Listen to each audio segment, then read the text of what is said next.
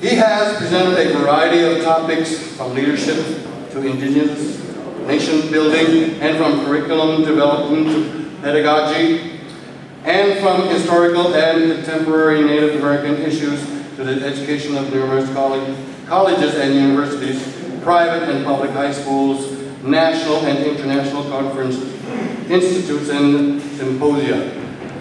It's a great honor for us here in Gesgapegiag and all the Gesgapegiag to honor this gentleman here.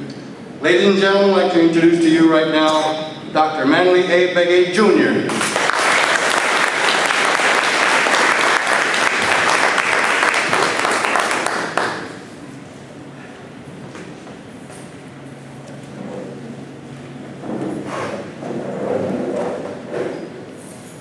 Good afternoon, everyone. Good afternoon, everyone.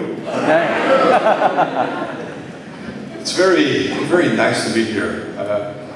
I had the good fortune to be at Gesgapegiag yesterday, and I couldn't help but just admire the place that you live. This is an absolutely beautiful, gorgeous country.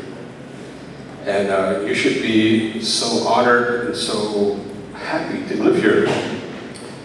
Not everyone ever has the opportunity to be near the ocean, or near greenery, near water, near just what seems like abundant natural resources. I live in Tucson, Arizona. When I left, it was about 105 or 6 degrees Fahrenheit. And you know, as Beaver, my good friend Beaver was saying, he says, that's a fever. and we're in the middle of a drought.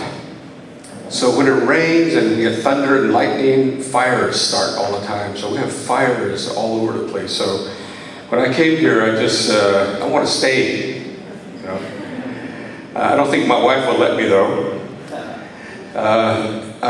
Thanks for the introduction, by the way. It's quite an honor. If there's any claim to fame that I have, it's really my wife, my kids, and also my grandkids. I have 3 grandkids. So they're the ones that bring a certain amount of fame to me. I'm so happy to be part of their lives and for them to be part of my life as well. I was asked to come here to talk about nation rebuilding, or indigenous nation rebuilding renaissance, as the topic says up there, and also the keys to success. And I've been doing this work for going on over 25 years. I was, years ago, part of the Royal Commission on Aboriginal People, and which brought me up to Ottawa, Montreal, and a lot of other places. And when the Royal Commission was put together, it really presented a lot of challenges for all of us as Aboriginal people. And as the years went on, my travels have taken me all over the world, basically looking at why is it that some indigenous nations do well economically and then others do not do so well. So that's the very basic question that we've been wrestling with all these years. And we think we've come up with some answers in all the travels that we go through. And you take a look at current events today, there's an unbelievable renaissance happening. There's an unbelievable change occurring. This is what I'm seeing in indigenous country. I'm seeing this change for the positive. I'm seeing indigenous nation building nations that work. I'm seeing indigenous nations becoming empowered.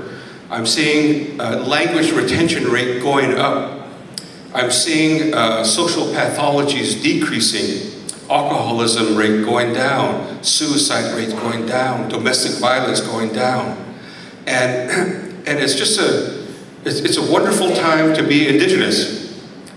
And part of the reason why is because we're being empowered to make those changes ourselves. And when we're in control, when we're the ones that are making decisions, magical things happen, wonderful things occur. And this is what I see from Australia to New Zealand, all across Canada, even in Mexico, in certain parts of Mexico, in South America, South Africa, where I was at for the World Sustainable Development Conference years ago. And I was also in Poland shortly after the Iron Curtain fell down. And I saw how Poland was wrestling with, what do we do now that we don't have to report to Moscow, the colonizers? So the question I'm posing to you is, what are you going to do when you no longer have to report to Ottawa? How are you going to run your nation? What are you going to do? And so some of the work that we've been doing really is around answering that very question. What do you do if all of a sudden the responsibilities of your nation fell into your lap and you have to reconstruct your nation? Where do you start? What do you do? How do you go about running a nation that works? Right now, under the Indian Act, somebody else tells you what to do. They send you some money. They tell you how to spend that money. You spend the money how they want you to do it. You send a report back to them. That's not self-governance. That's self-administration. But there's going to come a time here very shortly when you're going to be asked to run the show. You're going to be the ones generating your own funds. You're going to be the ones deciding for this. So what do you do? So my task today is just basically to show you what's going on in Indigenous country. What have I seen? And how can those lessons that I've seen help you? Just to get you to begin to think about what to do, how other people have done it, and how you might want to do it. So this is my task, is to provide to you the keys to success and what we've seen. I've been telling you about this change that we've been seeing. There's a movement from self-determination to nation rebuilding. One of the faith keepers at Onondaga of Six Nations, Oren Lyons, he says, well, we're not in nation building, we're nation rebuilding. So how do you rebuild your nations? And so this is a new era. This is it's unbelievable what I'm seeing all across Canada, the United States, and elsewhere, how Indigenous peoples are empowering themselves and how they're redoing things.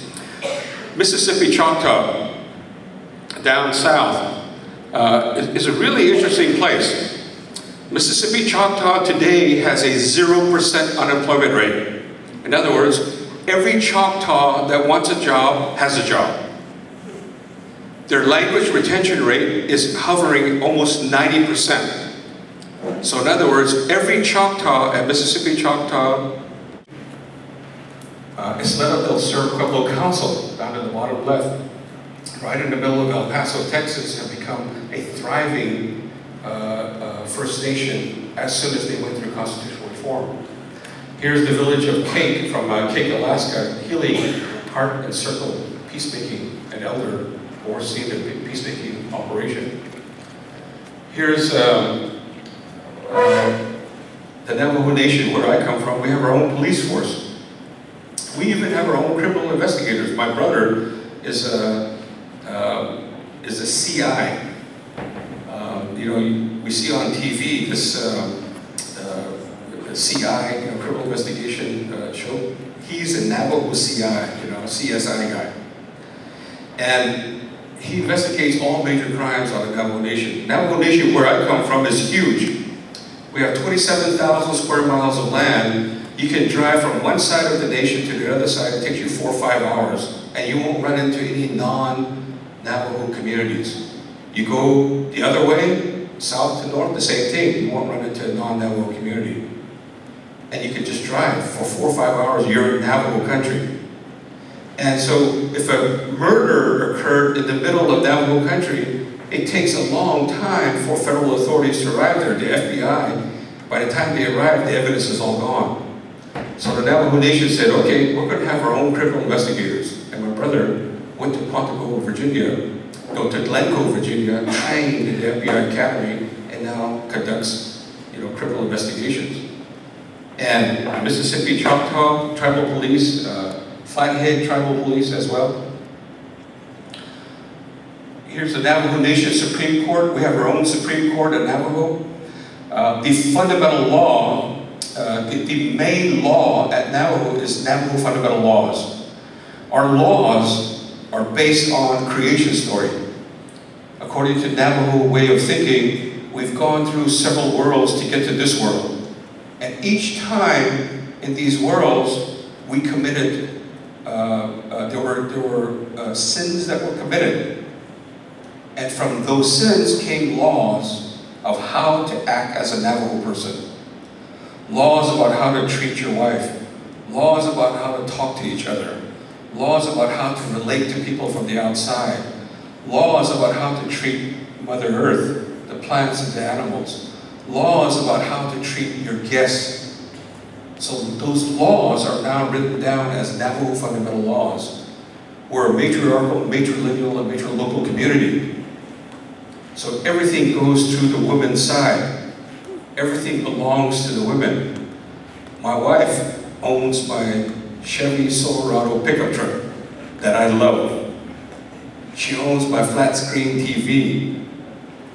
She owns the children, you know. I'm just sort of a guest there. So Navajo Nation laws based on Navajo Fundamental Laws. That's how we live as a Navajo person. And the Navajo Nation Supreme Court makes sure that these laws are followed. Here's Dishka. Troy was talking about Dishka. Here's their council chambers. That's the Prime Minister addressing the council. And I love their motto, one heart, one path, one nation. There's something about the Indian Act that doesn't allow you to have that. I've seen across Canada, same families intermarried, living right next to each other, saying, I'm not from that community. They're the same people, they're relatives. But they say, through the Indian Act, they say, well, that's not us, that's them. They're married there. They have interrelationships there. And that keeps them apart. But in Nishka, you have one heart, one path, one nation. Here's the critical piece of the puzzle, governance. This is what I want to talk about. This is at the heart of making nations work. It's how indigenous nations organize themselves, how they make decisions, how they resolve disputes, whether they operate under the rule of law, what message they send to both their own people and to outsiders about how their nation works. You have to have law. You have to have rules to follow. The world is not made in such a way that we don't have rules and laws. The animals have laws among themselves. We as human beings have laws among ourselves. And laws are different from one society to another. And we see this all across indigenous country. Some nations are very traditional, following the old systems. Some are very contemporary in building innovative governing structures. Some are sort of in the middle, like the Grand Council of Cree. They've taken sort of the old way of thinking about things, taken a new way of thinking about things, and created the Grand Council of Crees. Created a new government in Canada. So there are different ways to do it. Some have gone to fourth branch government, with the elders being the fourth branch. So my question is, what's Mi'kmaq government like? How was it back when? How should it be now? You also have to think that you can't necessarily go back and build a traditional government, because we've changed. Human beings change all the time. So we have to reinvent ourselves. We have to rebuild our nations to a governing structure that satisfies who we are today in a contemporary sense. So some are building fourth branches of government. That's in addition to the legislative branch, the judicial branch, and the executive branch. Then you have the fourth branch. So in short, the real nation rebuilding challenge is a governance challenge. So what are the keys to success? We think these are 5 keys that really are very, very important. Jurisdiction, jurisdiction, jurisdiction. You've got to have jurisdiction. You have to exercise that jurisdiction. You cannot wait for Canada to give you jurisdiction. You have to exercise that jurisdiction. It's the practice of self-rule. You have to back that up with capable governing institutions. You can have all the sovereignty in the world and still fall flat on your face. You have to back it up with good governing institutions, with rules and policies and constitutions that are in place. Thirdly, those institutions have to be culturally appropriate. It has to say, this is the Mi'kmaq way. This is the way we do things here. It's not the Ottawa way. It's not the Cree way. It's not the Blackfoot way. It's the Mi'kmaq way. You have to construct that yourself. That's the challenge of nation rebuilding. You have to think long term. You cannot think about just yourself today. You have to think about those that are yet unborn. You have to think about your grandkids. How are they going to live 50 years from now, 100 years from now? You have to plan for them. You don't plan for yourself. That's being selfish. You plan for those that are not born yet, because you want them to have a good life. You want them to remember you. There's grandma, there's grandpa. She did this for me, he did this for me. That's why I live a good life today. Those that are successful, those nations that are successful, are thinking long term. And it's about good leadership. Really good leaders that care for the people, care for the community. So you have to have this jurisdiction, sovereignty, self-rule attitude. The Salish and Kootenai tribes of Flathead, they run their entire nation. They're the first self-governing tribe in the United States. They handle everything, even endangered species on their land. They're so good at what they do, they manage every aspect of their land. So my question is, okay, what do you have control over? What are your powers? Do you have control of your cultural religious affairs? Do you have use of your environmental and natural resources? Are you able to business permit and regulate that? Do you set your own citizenship membership criteria? Do you make laws? Can you decide on what kind of government you want to have? Can you tax? Do you have your own court system? If you don't have your own court system, then somebody else is controlling your court system, the way you administer law. In the United States, First Nations have all of that above the red line. The only thing that we don't have is Postal Service, issue our own currency, and have our own military. Although Akwesasne Mohawk say we have a military, because if we want to close down that bridge, we'll close it down if we want to. So, in Canada, I see this red line way up high.